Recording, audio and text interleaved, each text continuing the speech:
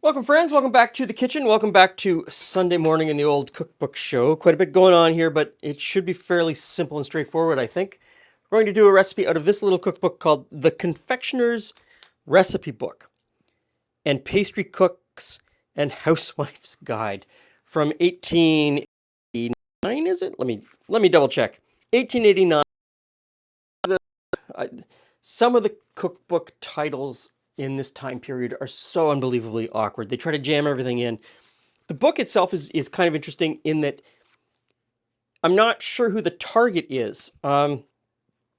Is it the pastry cook in the large household? Some recipes would sort of reflect that. Is it the housewife living in a smaller household?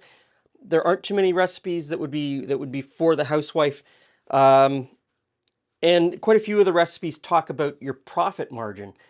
The recipes are huge, and it talks about how much money you should make by selling the pastry, confectionery, whatever. Today we're going to do a carrot cake. And I'm doing a carrot cake just because I have no idea what a carrot cake is. I did absolutely no research on what a carrot cake is. I'm just going to make it based on the instructions in the book and see what happens. So I'm going to start off with butter. Obviously, in the 1890s, this machine wasn't around, but it makes my life easy. I'm going to use it.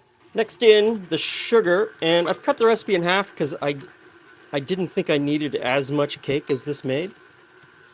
Next, I need to separate the eggs. Yolks go in with the sugar and the butter, and the whites go over here. They're going to be beaten. So this egg is proving very difficult to crack. This recipe is much older than what it is in this book. Right? The book is from the 1880s, 1890s. But the recipe is from a much earlier time, and I can tell that just by the ingredients and the fact that the only leavening is the beaten egg white. So yolks go in.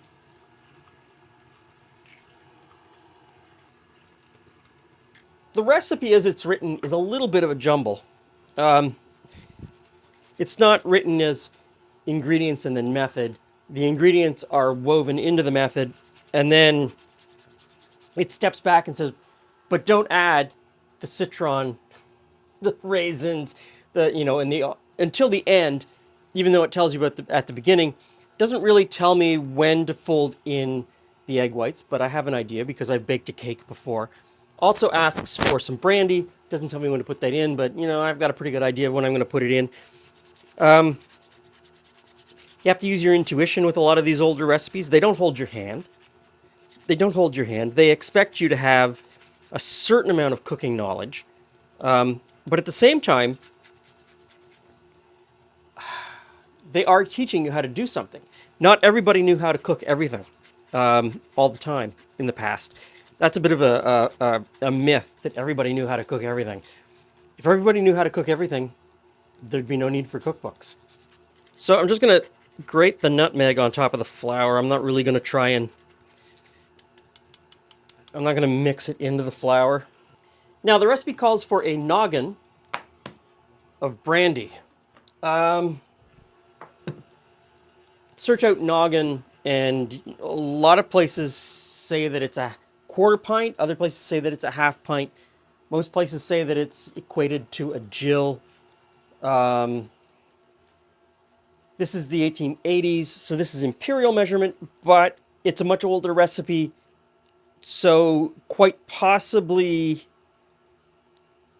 it could be using the earlier standard than the imperial. Okay, so I'm going to put in a little bit of the flour and nutmeg.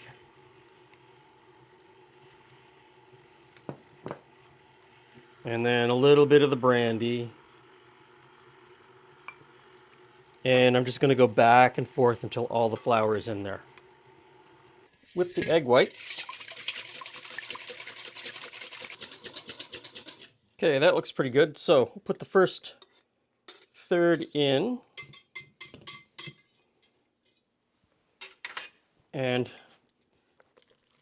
we'll just mix that in. You don't have to be super precious. In fact, you can't be, because the other part of the dough is so stiff and thick. So This is one of those recipes where I don't know how much lightness is going to come from the whipped egg whites, mostly because of how kind of thick and heavy this dough is. I don't know what kind of cake this is going to end up being like. Like, this is not even to the point where I can even fold in the egg whites.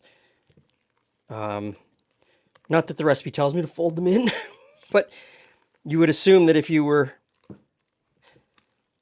whipping the egg whites, you would be folding them in at this point. Not going to work. Okay. At this point, the egg white, that last addition of egg whites is only sort of folded in, but I feel like I'm going to have to mix so much to get the fruit in. I should put it in now. So I've got raisins, currants, which are a raisin, almond, and citron.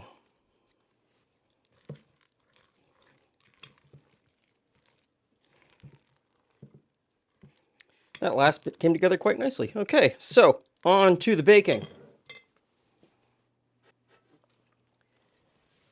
9x9 cake pan, and as befits the time period, doesn't tell me what kind of cake pan, doesn't tell me what the oven should be set at, doesn't tell me how long, so we're flying blind.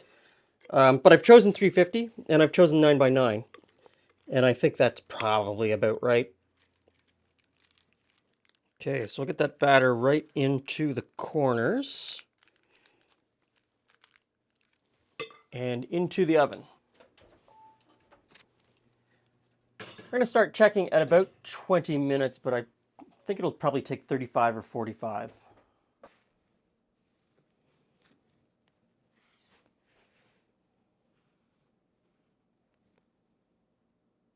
Hey, Glenn. Hey, Jules. Hey, friends.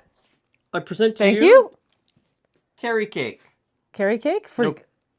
No clue. for carrying kind of thing, carry No, or carry as in... K-E-R? Yeah. Oh, like the region in. Oh, there's... Yeah, in Ireland. Uh-huh. Okay. I did no research. I still don't know what this cake is supposed to be.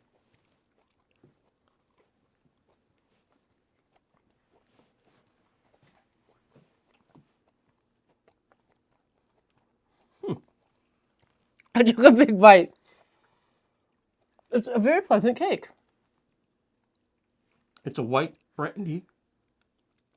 The brandy, that's the flavor. I was trying to figure out what is the sub flavor that's giving all, like, because often this has no flavor. Yes. It's not the, or it's got a lemon and it wasn't the one I was thinking of. So it's a white brandy fruit cake with no spices, because most fruit cakes have a heavy spice component. This is just cake batter, fruit, and brandy. I think the brandy really makes it. Yeah. I'm gonna tell you, I think the brandy really pulls it all together. Without the brandy, it would just be kind of dull. Kind of dull. Obviously, we keep stuffing it in our mouths instead of actually finishing what we're supposed to be doing here. Okay, so I will probably tonight look up carry cake to find out some information about it. But if you know anything about it, let us know down below.